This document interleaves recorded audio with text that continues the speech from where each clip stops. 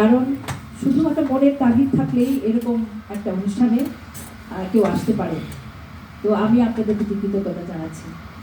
আজকের এই সেমিনার শুধু আনুষ্ঠানিক আয়োজন নয়, কিন্তু এটি আমাদের চলচ্চিত্র সমাজ এবং সামগ্রিক সংস্কৃতির অগ্রগতির একটি গভীরভাবে ভাবার একটা বিষয় এবং নতুন দিক খুঁজে বের করার বিষয় এবং ভবিষ্যতের স্বপ্নগুলোকে বাস্তবায়িত করার একটা বিষয়।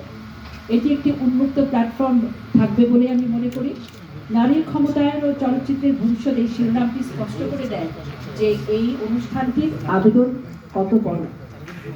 আমরা সময়ের পরিবর্তনকে উপলব্ধি করতে পেরেছি, সময়ের দাবি এবং প্রয়োজনকে আন্তরিকভাবে গ্রহণ করেছি। একই সঙ্গে আমাদের দেশে যে ইতিবাচক পরিবর্তনের ধারা শুরু হয়েছে, যা নারীর নিরাপত্তা, অংশগ্রহণ, সৃজনশীলতা ও নেতৃত্বকে সামনে এনেছে, তার শক্তিশালী এবং সুসংহত এবং কীভাবে ফলপ্রসূভাবে এগিয়ে নিয়ে যেতে পারি সরকারের পক্ষ থেকে, সেই চেষ্টা আমরা করে যাচ্ছি।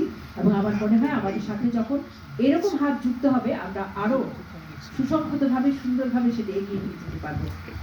এই সেমিনার তাই সম্ভাবনার নতুন দরজা খুলে দিয়েছে এবং যেখানে নারীর গল্প, নারীর দৃষ্টিভঙ্গি, নারীর সৃজনশীলতা এবং নারীর নেতৃত্ব বাংলাদেশি চলচ্চিত্রকে আরো সমৃদ্ধ করবে এবং বৈচিত্র্যময় এবং আরো মানবিক করে তুলতে সহায়তা করবে।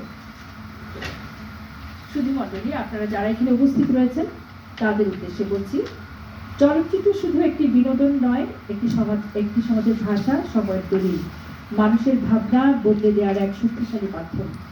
এই মাধ্যমের সঙ্গে যখন নারীর অংশগ্রহণ বাড়ে, তখন সমাজের দৃষ্টিভঙ্গি বদলায়, সমতার চেতনা শক্তিশালী হয় আর নতুন প্রজন্মের সামনে তৈরি হয় রোল মডেল। তাই নারীর ক্ষমতায়ন নিয়ে যখন আমরা কথা বলতে গেলে চলচ্চিত্রকে কেন্দ্রীয় জায়গায় আনতেই হয়। বাংলাদেশের নারী সমাজ আজ সব সেক্টরে, যেমন কৃষি, প্রযুক্তি, ব্যবসা, শিক্ষা, চলচ্চিত্র, ক্রীড়া, নিজের ক্ষমতা প্রমাণ করেছেন। কিন্তু চলচ্চিত্র ও সংস্কৃতি জগতে, বিশেষ করে সৃজনশীল নেতৃত্বের জায়গায় তাদের উপস্থিতি যতটুকু হওয়া প্রয়োজন ছিল ততটুকু কিন্তু হয়নি।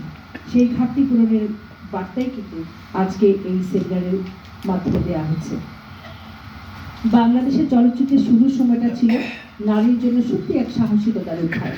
আমরা যদি বলি মুখোশের পিয়ারি বেগম, যদি বলি শবনম, সুজাতা, সুচন্দা, রোজিসামা, কবিতা, রোজিনা, সুচরিতা এবং শাবানাদের মতো কিংবদন্তিরা শুধু নায়িকা ছিলেন না, তারা ছিলেন নারীর আত্মপ্রকাশের আলোকবর্তিকা। তাদের চরিত্রগুলো সমাজের নারীর অবস্থান, সংগ্রাম ও স্বপ্নের প্রতিচ্ছবি হয়ে উঠেছিল। সময়ের সঙ্গে সঙ্গে অনেক নারী অভিনয়, মেকআপ, কাস্টিউম, সম্পাদনা, ক্যামেরার পেছনে যুক্ত হয়েছেন এবং আজকে যিনি উপস্থাপনা করছেন উনি চলচ্চিত্র নির্মাণ করছেন। এটি আমাদের জন্য একটা অনেক বড় ব্যাপার এবং সম্ভাবনায় দ্বার খুলে দিয়েছে। পরিচালক, চিত্রনাট্যকার এবং প্রযোজক এবং টেকনিক্যাল বিশেষজ্ঞ হিসেবে তবে নারীর যে উপস্থিতি যেমন থাকা প্রয়োজন ছিল, এখনো কিন্তু সেই জায়গাটা পূরণ হয়নি। আমাদের কিন্তু আরো অনেক দূর এগিয়ে যেতে হবে। বিশ্বের চলচ্চিত্র জগতে বড় পরিবর্তন এসেছে। আমরা জানি হলিউড থেকে ইউরোপ, বলিউড, কোরিয়ান সিনেমায় সব ক্ষেত্রে নারী নির্মাতা, নারী কাহিনীকার, নারী প্রযোজক এবং নারী শিল্প নির্দেশক, তারা কিন্তু এখন বাদ দাপিয়ে বেড়াচ্ছে। সেই ক্ষেত্রে সেই জায়গা যদি চিন্তা করি, বাংলাদেশের নারীদের আরো এগিয়ে আসা প্রয়োজন। চলচ্চিত্রকে সমৃদ্ধ করতে যারা বোদ্ধা, বিশেষ করে নারী হয় সবসময় সংবেদনশীল, নারীদের অন্য একটা থার্ড আই থাকে, যেটা নারী খুব সূক্ষ্মভাবে দেখতে পারে। আমরা জানি নারী হচ্ছে মায়ের জাতি এবং তাদের দেখার বিষয়গুলো সম্পূর্ণ আলাদা। This is completely divinely better. তো সেটা নারী যখন তার সূক্ষ্ম চোখ দিয়ে দেখে, তখন চলচ্চিত্র হয়ে ওঠে সুন্দরময়, বাংময় এবং চলচ্চিত্র পৌঁছে যায় অন্তর থেকে অন্তঃস্থলে। তার মানে নারীর অংশগ্রহণ এখন চলচ্চিত্রে অত্যন্ত জরুরি এবং এটা বাড়ানো জরুরি। এবং এটা বাড়ানোর জন্য আপনারা যারা আমাদের সহযাত্রী রয়েছেন, আমাদের হাতগুলো শক্তিশালী করার জন্য এগিয়ে আসতে হবে।